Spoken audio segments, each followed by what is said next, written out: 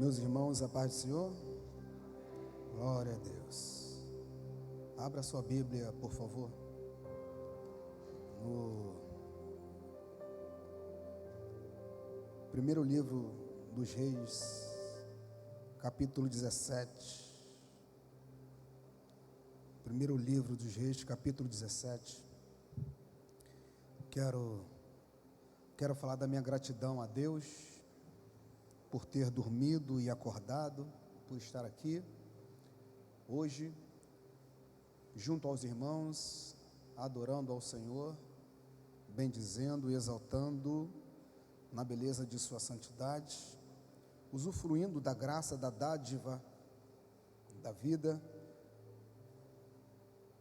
e usando da sua bondade e da sua misericórdia. Eu quero também nessa oportunidade agradecer ao pastor da igreja, pastor Alexandre, nos recebeu aqui de forma muito cortês. Pastor Mauro, a minha palavra de agradecimento aos senhores estende-se a todo o ministério desta igreja. Recebe aí o nosso carinho e dizer que é um prazer para mim estar com vocês aqui. Capítulo 17, 1 Reis. Então, Elias, o tisbita, dos moradores de Gileade, disse a Acabe: vive o Senhor Deus de Israel, em cuja presença estou, que nesses anos nem orvalho, nem chuva haverá, senão segundo a minha palavra. Depois veio a ele a palavra do Senhor, dizendo: levanta-te daqui e vai para a banda do Oriente e fica no ribeiro de Querite, que está na frente do Jordão, e há de ser que beberás do ribeiro, e eu já ordenei aos corvos que ali te sustentem. Foi, pois, e fez conforme a palavra do Senhor, porque foi e habitou no ribeiro de Querite, que está na frente do Jordão, e os corvos lhe traziam pão e carne pela manhã, como também pão e carne à noite, e bebia do ribeiro. E sucedeu que, passados dias, o ribeiro se secou, porque não tinha havido chuva na terra. Glória a Deus. Meus irmãos,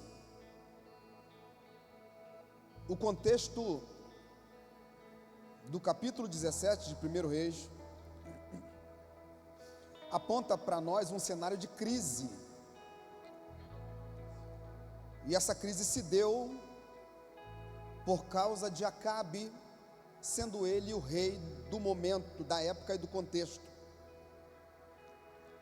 Então a gente precisa colher algumas informações sobre Acabe, para a gente saber por que é que se deu a crise, o que é que Deus usou para resolver a crise e como essa crise foi resolvida.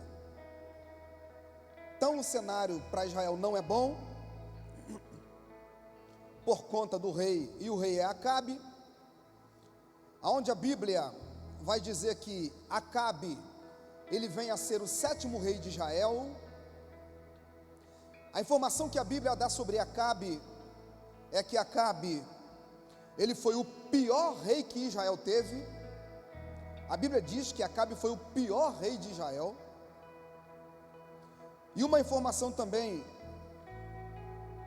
muito relevante que a Bíblia dá sobre Acabe é que Acabe reinou 22 anos sobre Israel.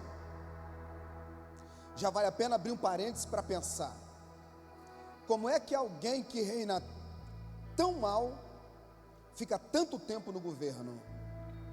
E aí o outro pensamento então seria: o que é que Israel passou na mão de Acabe com essa gestão num período de 22 anos?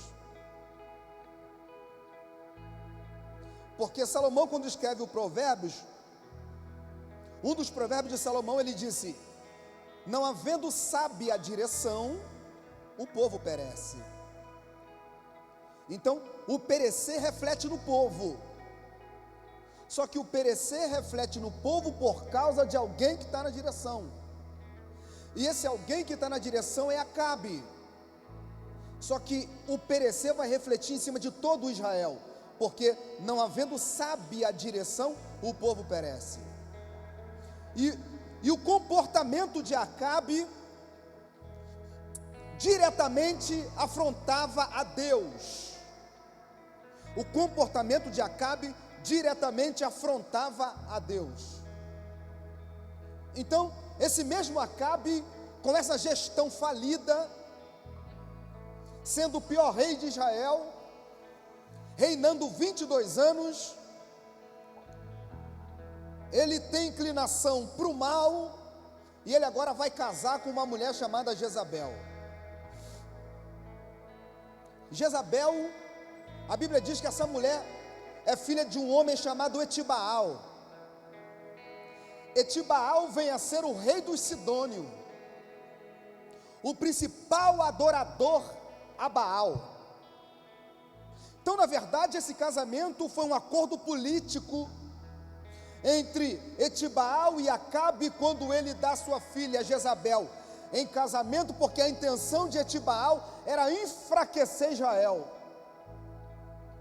Então, quando Acabe ele casa com Jezabel, a Bíblia informa que ele vai lá na cidade de Samaria e ele edifica um templo para que Baal seja adorado. Se ele edificou um templo, dentro do templo ele edificou um altar para sacrifício. Então, dentro de Israel, o cenário é de uma adoração dividida, porque tem uma galera que adora Baal, e ainda tem alguns que se guardam adorando a Deus. E aí os irmãos sabem tanto quanto eu, que Deus divide nada com ninguém, ainda mais adoração. Deus não. Só que o cenário é esse em Israel. Esse é o cenário. Acabe afrontando a Deus, fazendo o que bem quer, sem orientação divina. E agora, diante desse casamento, ele edifica um templo para que Baal seja adorado. E ao edificar o templo para Baal, Acabe ele está sancionando a idolatria dentro de Israel. Ele está oficializando a adoração a Baal. E aí Deus vai responder a esse comportamento, pastor Mauro. Deus ele vai responder ao comportamento de Acabe. E a resposta de Deus para Acabe é que eu vejo Deus indo lá dentro da cidade de Tisbe, aonde a Bíblia diz que Deus ele vai no meio dos moradores de Tisbe, dos tisbitas, e existe um pedacinho de terra chamado Gileade. E lá em Gileade, Deus levanta Elias como profeta. E quando eu vejo Deus indo lá em Gileade para levantar Elias como profeta, a pergunta que não quer calar é: o que é que Gileade tem a ver com isso aqui? Por que é que Deus está indo lá em Gileade levantar um profeta? Aonde é que se cria um paralelo entre o acontecimento na gestão de Acabe com Deus indo lá em Gileade levantar um profeta? É porque o comportamento de Acabe fez com que Israel ficasse doente, espiritualmente, emocionalmente, politicamente, moralmente e economicamente. Israel está mal, Israel está enfermo. E aí eu descobri o motivo de Deus ter ido lá em Gileade levantar um profeta. Porque em Gileade se produz o bálsamo. E até onde eu sei, o bálsamo traz a cura. Oh glória! E aí para uma nação que está doente, lá vai uma dose de profecia através de Elias. Aleluia! Aí Deus levanta Elias, e Elias ele vai diante de Acabe. A profecia ela é curta e muito objetiva. e também de muita relevância. Elias, ele para diante de Acabe, e a profecia é: Acabe! Vamos fazer um adendo aqui? Vamos fazer uma observação? Acabe é o rei de Israel, sim ou não? Não ouvi. Acabe é o rei de Israel, sim ou não? Mas quando Elias vai até ele, Acabe não trata como rei. Elias fala: Acabe, porque diante da tua postura não lhe cabe o papel de rei. Então para mim você é apenas o Acabe. Olha a palavra do profeta, que tamanha autoridade que ele tem. Acabe, vive o Senhor. O Senhor aqui não é o Senhor não, Acabe, é o Senhor que me enviou. Alamantaraia. Acabe, vive o Senhor.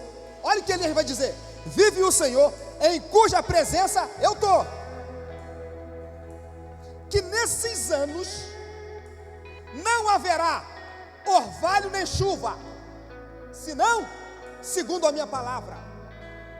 Percebe que a profecia de Elias está ofendendo diretamente a terra, porque tanto o orvalho, umidade do solo, quanto a chuva, torrente do céu, tanto o orvalho quanto a chuva regam a terra.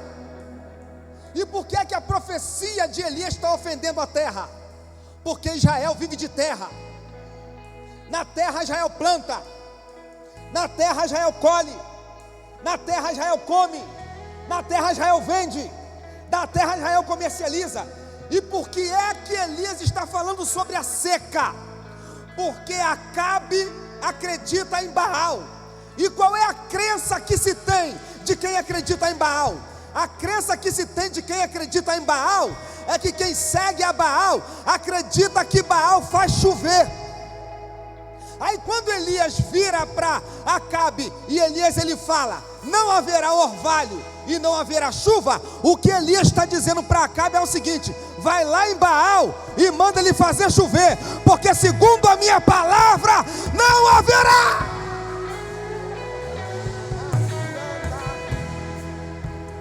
Vamos lá. Ô, mas Elias, foi Deus que mandou tu profetizar isso aí para mim? É claro que não. Eu não falei que foi Deus, eu falei que foi segundo a minha. Não ouvi, eu falei que foi segundo a minha palavra. Eu não falei que foi Deus. Agora tem um detalhe: Deus não me mandou falar. Agora presta atenção, Acabe, porque vive o Senhor em cuja presença, não ouvi, em cuja presença, sabe o que ele está dizendo?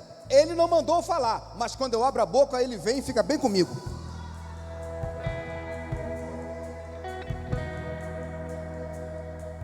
Não, ele não me mandou falar não, mas quando eu falo, ele chega. Ele não mandou falar, mas quando eu falo direcionado, vira profecia. Ele não mandou falar, mas quando a palavra é direcionada, ele assina, segura e te prepara, porque não haverá orvalho e também não haverá chuva, segundo a minha palavra. Quando Elias libera essa palavra, que não haverá orvalho nem chuva, olha o que Elias vai dizer: não haverá orvalho nem chuva nesses anos. Fala comigo, nesses anos. Pastor, quantos anos foi? Tiago capítulo 5, versículo 17 está escrito: Elias, sendo sujeito às mesmas paixões que nós, orou ao Senhor para que não houvesse orvalho nem chuva em Israel num período de 3 anos e 6 meses. 3 anos e meio durou a seca.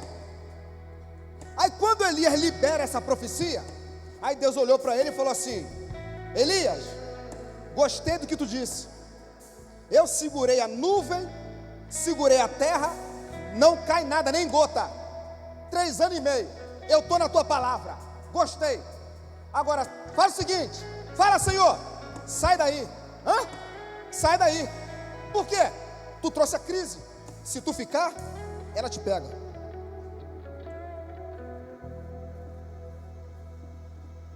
Para onde eu vou? Vai para o Ribeiro de Querite, que está na frente do Jordão. Fala comigo, Ribeiro de Querite, que está na frente do Jordão. Aqui cabe uma pergunta, e a pergunta é: o que é um ribeiro diante de um rio? Deixa eu te mostrar o que esse ribeiro é. Porque no capítulo 17, versículo 7 está escrito assim: sucedeu que passados dias, o ribeiro secou, porque não tinha havido chuva. na terra. Então, era questão de tempo, e pouco tempo para o ribeiro secar, e secou. Por quê? O que é o ribeiro diante do rio?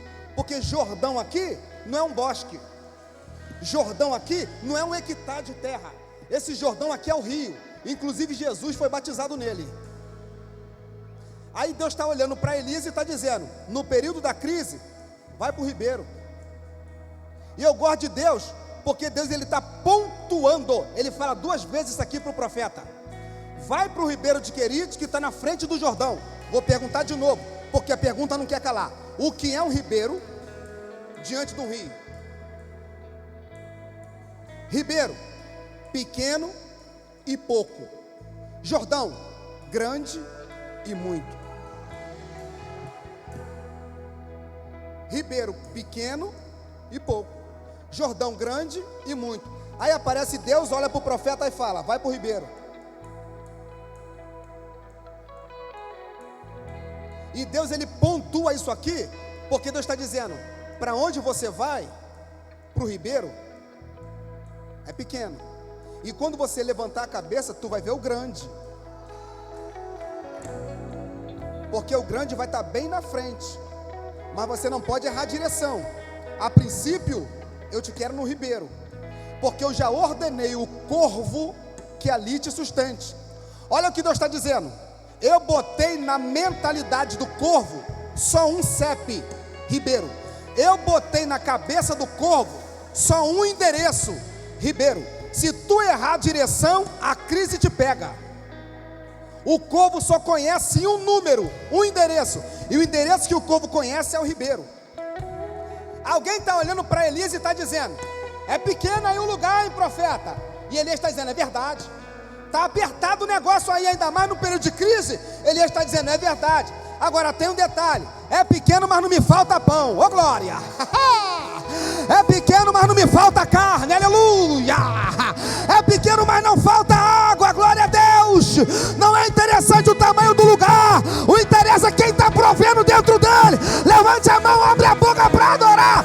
Deus não vai deixar você desamparado, abandonado, largado na rua da amargura.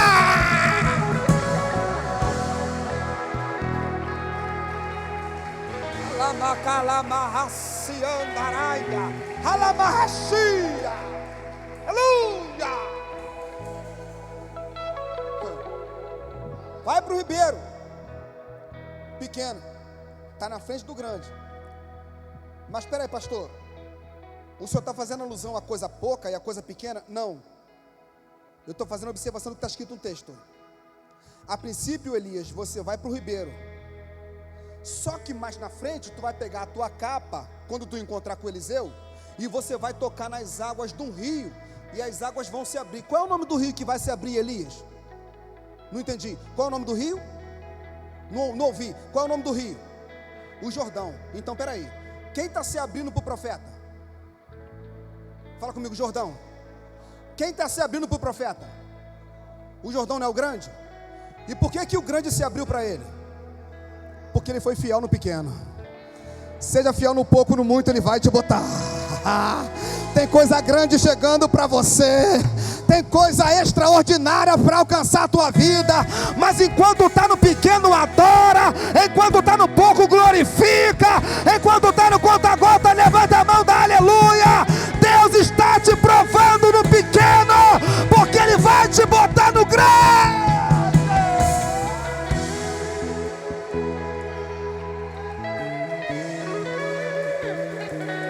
Cá. A única coisa que nasce grande é Frankenstein, amigo. Tudo que hoje é grande começou sendo pequeno. Eu acho interessante o texto, que em momento algum Elias vai questionar com Deus. Ele apenas obedece. Mas olha o que Deus está dizendo: eu ordenei os corvos que ali te sustente. Acabe acredita em Baal. E quem acredita em Baal, acredita que Baal comanda o clima, comanda o tempo, tem o poder da fertilidade. Mas olha a pronúncia de Deus para Elias. Elias, o tempo que Deus está falando é presente, é agora. Elias, presente. vai para o ribeiro, vai a futuro, porque pode ser daqui a 5 minutos, dependendo da distância de onde ele está até o Querite, 1 semana, 2 dias, não sei. Então vai, é um tempo à frente, futuro. Elias, presente, vai para o Querite, futuro, porque eu já ordenei, passado, aos corvos, que ali, no futuro, te sustente. Percebe? Deus está falando no presente, o que vai acontecer amanhã no futuro, que ele já deu ordem ontem no passado, rapaz. Como é que Acabe acredita que Baal comanda o clima, se o tempo está na mão de papai? Vai para o ribeiro de Querite, porque eu já ordenei os corvos que ali te sustente. Quando eu vi isso aqui, eu perguntei para o texto: o senhor não poderia melhorar a ave? Porque toda vez que a Bíblia fala do corvo, sempre mostra o lado negativo dessa ave. Ave de rapina, ave imunda, ave impura. Ninguém aqui come corvo, porque corvo se alimenta de cadáver. Por questão de higiene, a gente descarta essa ave. Mas só que Deus estava dizendo: eu já ordenei os corvos que ali te sustente. Eu falei: por que o senhor está usando corvo? O senhor falou para mim: porque o período é de crise. E eu falei: o que tem a ver o período de crise com o senhor usando corvo? Aí o senhor falou: é porque o corvo é uma das poucas aves que sobrevive à crise. Aí o senhor falou para mim: no momento da crise, eu não vou usar o trinca-ferro, porque o trinca-ferro só sabe cantar. Na crise bate asa e vai embora. Eu não vou usar o canarinho, porque só é bonitinho e também só sabe cantar. E na hora da crise, o que resolve crise não é cantoria. O que resolve crise é arregaçar a manga e cair para dentro da obra. Então na hora da crise, eu vou botar do teu lado alguém que sustenta, alguém que fica, alguém que seja leal, alguém que seja fiel. Talvez não tenha muita aparência, mas tem estrutura. Segura na tua mão, não deixa você cair. E se falar, se pegar para tu, pegar para mim também, eu estou contigo e não abro. Aleluia. Hora da crise. Bom, olha o que Deus vai dizer: eu já ordenei os corvos que ali te sustente. Irmão, o que é que o corvo trazia para o profeta? Fala comigo: pão e carne. Fala: pão e carne. Vamos lá. Até onde eu sei, o corvo gosta de carne podre. Ele gosta de carniça. Mas interpreta o texto. Deus está dizendo: eu já ordenei os corvos que te sustentem. Então o sustento vem de... O corvo é só o transporte. O sustento é de Deus. Então, se o sustento é de Deus, eu quero crer que a carne é fresca, porque Deus jamais vai mandar carne podre para minha casa. Amém? Amém.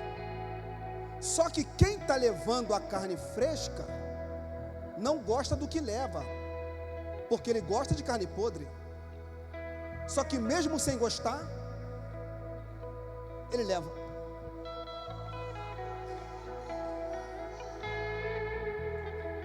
Vamos lá. Natureza contrária. O corvo gosta de gente viva ou gente morta? Não ouvi. O corvo gosta de gente viva ou gente morta? Morta. Mas o profeta está morto ou está vivo? Então, a princípio, o corvo não gosta do profeta. Só que mesmo sem gostar, pergunta para mim: por que, pastor? Pergunta mais forte: por que, pastor? Porque quando Deus manda, até quem não vai com a tua cara te abençoa. Quando Deus manda, até quem não gosta traz a bênção. Vai vir da onde você jamais imaginou, da mão de quem você jamais esperou. Porque quando Deus manda, aleluia! Quando Deus manda é diferente. Aí Elias está usufruindo de carne e pão. Carne e pão de manhã e de noite, de manhã e de noite. Elias está usufruindo de carne e pão. Usufruindo de quê? E água não falta, né? Porque está ali no ribeiro. Mas a crise é o quê? A crise é falta de quê? Água. A crise é falta de quê? De água. A crise é falta de quê? De água, né? Guarda isso. Elias está usufruindo, meu pastor, de pão e carne. Até onde eu sei, pão e carne é fruto da terra.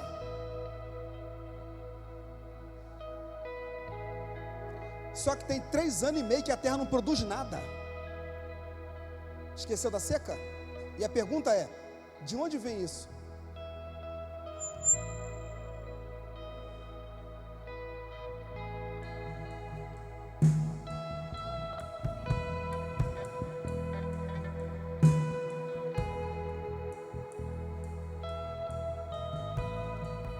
Três anos e meio que a terra não produz nada. E o profeta está lá, não falta nada, pão e carne. De onde vem isso? Fala comigo, Jerusalém. Fala, Jerusalém. Pastor, por que Jerusalém?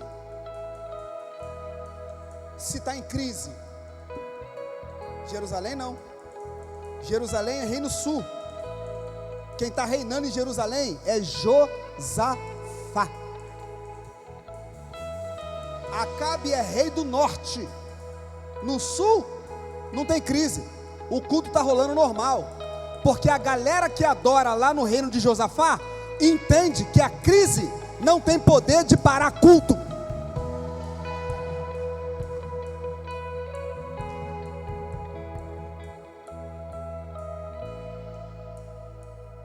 Então está rolando normal. E como Deus já havia ordenado lá no passado para o corvo, que lá no futuro ia sustentar o profeta, quando lá em Jerusalém eles iam colocar o altar do sacrifício, o corvo ia lá no altar, pegava pão, carne e levava para o profeta. Pastor, por quê? Porque profeta vive de altar. O que sustenta profeta é altar.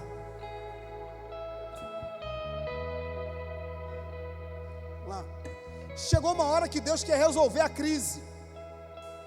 Deus falou: Elias, vamos resolver essa questão aí. Vou mostrar para Acabe quem é que manda. Acabe está dizendo que é Baal, né? É. Então agora é o seguinte: você vai desafiar os profetas dele e de Jezabel lá em cima do Monte Carmelo. Fica tranquilo, eu sou contigo. E pode avisar: vai chover. Senhor, avisa aí: vai chover. Fala para o teu irmão: vai chover. Em outras palavras, você está dizendo para ele o seguinte: ó, acabou a crise.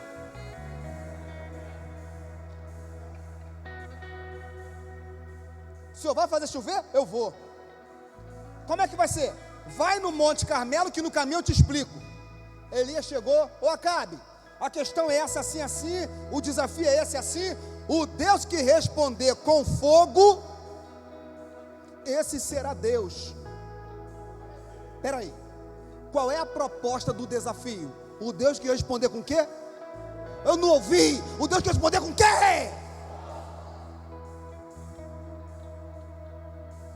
Mas a crise é de quê? É de quê a crise, jovem? A crise é de quê? De água. O que tem a ver o profeta clamar por fogo, se o que está precisando é água? Oposto demais, né?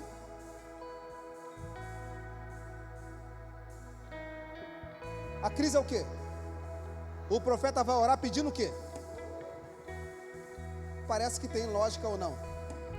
Não tem. Parece que não tem lógica. Acabe falou: desafio aceito. Elias falou assim: como vocês estão em maior número, começa a clamar vocês aí. E começaram a clamar. O texto diz que Baal, nada. Aí Elias falou assim: grita um pouco mais alto, que de repente Baal está viajando ou está dormindo.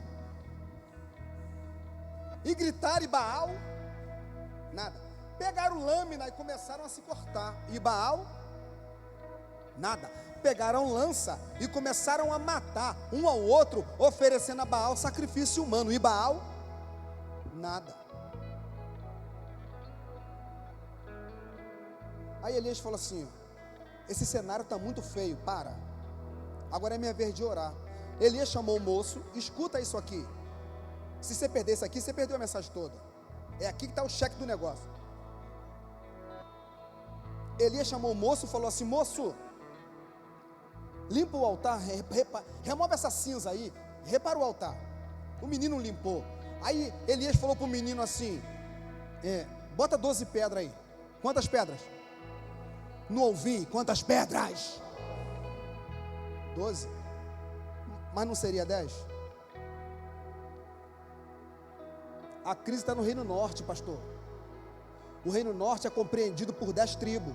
Cada pedra uma tribo, então não seria 10? Porque lá no sul não tem crise. Lá no sul são 2 tribos. Todo Israel daria 12.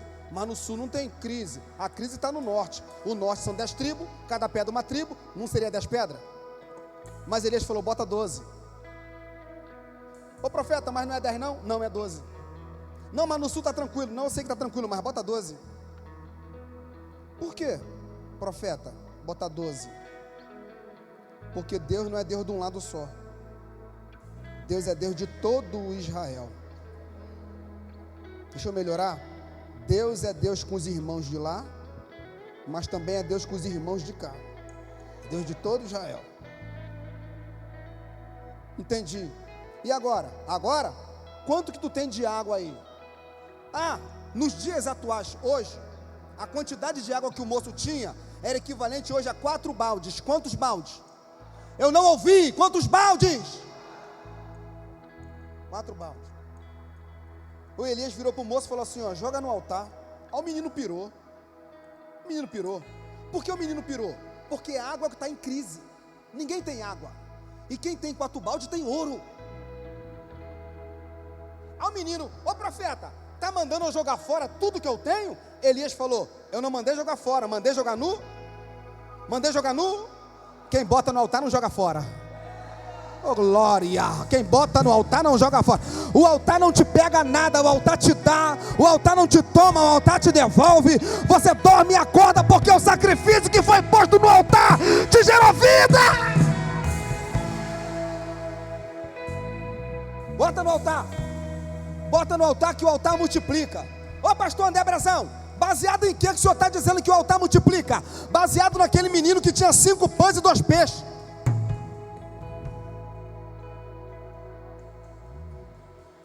Os discípulos chegaram para Jesus e falaram assim: mestre, a multidão tem fome, o tempo passa, a Páscoa se aproxima.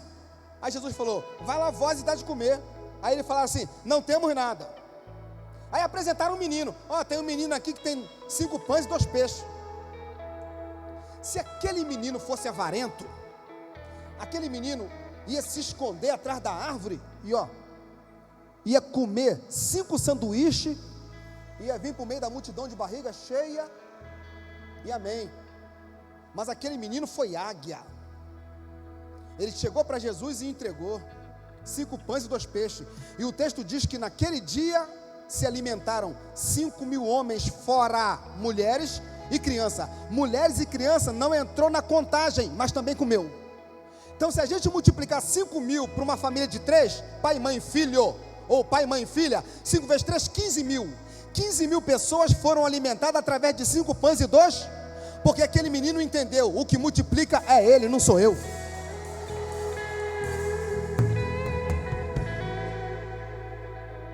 Então vou botar na mão daquele que tem poder de fazer render. Quem é ele? É o altar. Bota na mão dele que multiplica. Elias falou: bota aí os 4 baldes no altar.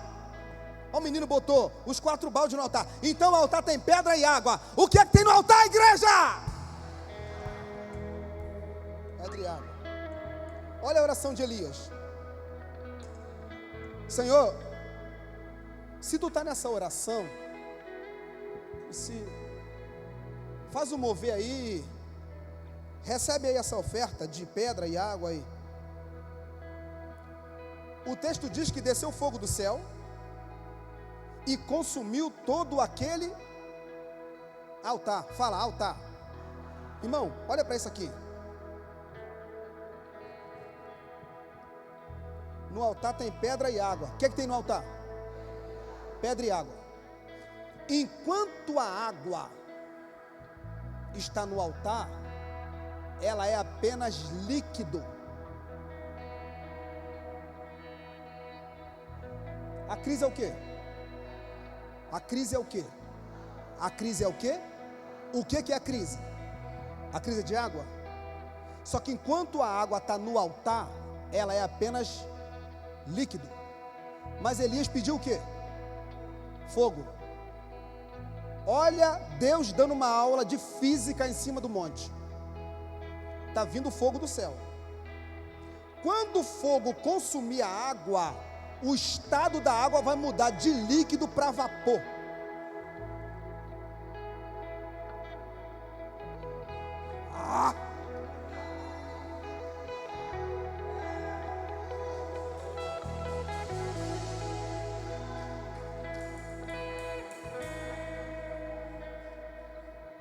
A água vai entrar em estado de evaporação. Eu não ouvi. Qual é o estado que ela vai entrar? Os irmãos sabem, tanto quanto eu, que o resultado de muitas nuvens é vapor que sobe da terra. Subiu o vapor, a umidade secou, subiu o vapor, formou a nuvem, e a nuvem retribui em forma de... E assim é o ciclo da natureza, entre chuva e terra. Quando Elias vê o fogo descer e consumir a água, Elias está no monte, está ligado. Elias falou assim: moço, vai lá em cima, olha para a banda do norte e diz para mim o que tu está vendo. Aí o menino falou assim: ó, vejo uma nuvem do tamanho da mão. Não ouvi, do tamanho da mão. E qual é o sinal? Acabou a crise. Olha para o teu irmão e fala para ele: prepara o teu terreno que vai chover na tua horta. Fala para ele aí: prepara o teu terreno que vai chover na tua horta. Te prepara para uma grande colheita que Deus vai fazer você ter. Ah, meu irmão, dá tchau para essa crise aí. Fala assim: foi bom porque eu aprendi, foi bom porque eu amadureci. O período da crise passou, agora está vindo novidade para minha casa.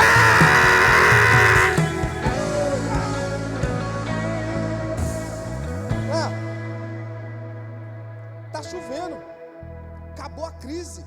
Deus deu uma aula de física em cima do monte e Acabe está frustrado, porque Acabe está vindo de carro. O menino falou assim: volta do meio do caminho, senão o senhor vai ficar resfriado. Eu melhorei aqui, né?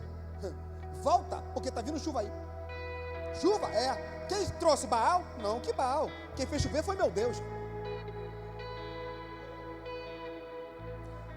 Na terra de Israel, as coisas começaram a fluir novamente, porque acabou a crise. Fala comigo: acabou a crise. Pastor André, acabou a crise. E qual foi o desfecho dessa história? O desfecho é que Israel está vivendo uma fase nova. Elias saiu do Querite e foi para o Jordão. Foi para onde? Por que ele foi para o Jordão? Porque o Querite é legal, mas era apenas um período de providência. Pastor Mauro, o período da providência é legal, mas assusta. A providência é bom, mas me preocupa. Por que me preocupa? Porque está dando a data e eu pergunto: de onde vem? Quem vai trazer? Como vai ser? Então viver de providência é legal, mas me assusta. Viver de providência é legal, mas eu fico ansioso. Viver de providência é bom, porque eu experimento o carinho de Deus. Só que a providência acabou, porque o texto diz que o ribeiro secou. E agora, pastor? Acabou a providência? Acabou. O ribeiro secou? Secou. E agora vou viver do quê? Olha o Jordão se abrindo aí.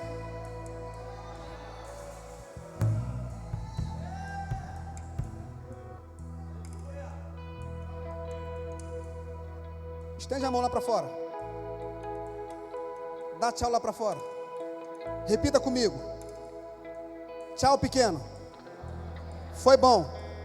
Eu aprendi, cresci, amadureci. A providência foi legal, mas me assustou. A partir de hoje, eu vivo um tempo novo. Instabilidade Oh, glória, estabilidade. O Jordão está vindo aí, estabilidade. O Jordão está se abrindo aí, estabilidade. Eu não sei de que maneira você está sendo ministrado, mas se você acredita, levanta uma mão, não, levanta duas e pega essa palavra. Pega essa palavra. Pastor, entendi. Então Israel está vivendo um tempo novo, novidade. Elias saiu do pequeno, foi para o grande. Acabou a providência, está na estabilidade. E o que aconteceu com Acabe, pastor? Aquele que afrontou. O que aconteceu com Acabe? Eu vou te falar. A Bíblia diz que houve uma peleja e ele fez aliança com Josafá. Ele não foi bobo nem nada, viu que Josafá era de Deus, Marlon. Ele fez aliança com Josafá. Ele fez uma aliança com Josafá e foi para a guerra. E nessa guerra, um flecheiro pegou a flecha assim e jogou a esmo. Aí Deus pegou a direção da flecha e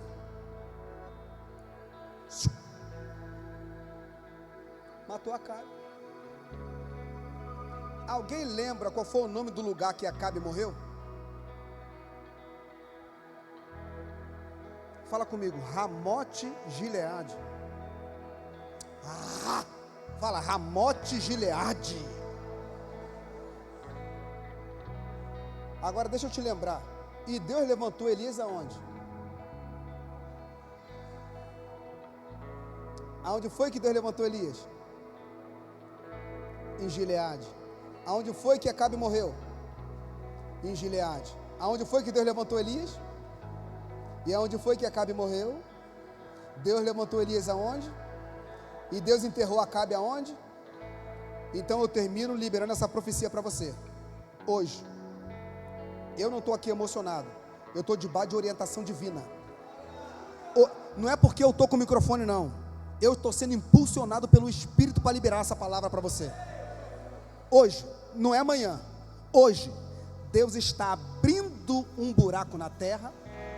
E hoje, Deus está matando e enterrando uma afronta que se levantou contra a sua vida, contra a sua casa, contra a sua empresa, contra o seu projeto, contra os seus parentes. Fica tranquilo, essa afronta você não vai ver mais, porque hoje Deus está dando um basta. Deus está resolvendo essa parada, e o resultado é uma grande colheita chegando para a tua casa. As palmas bem fortes, aplaude a Jesus. Eu agradeço a rica oportunidade. Deus que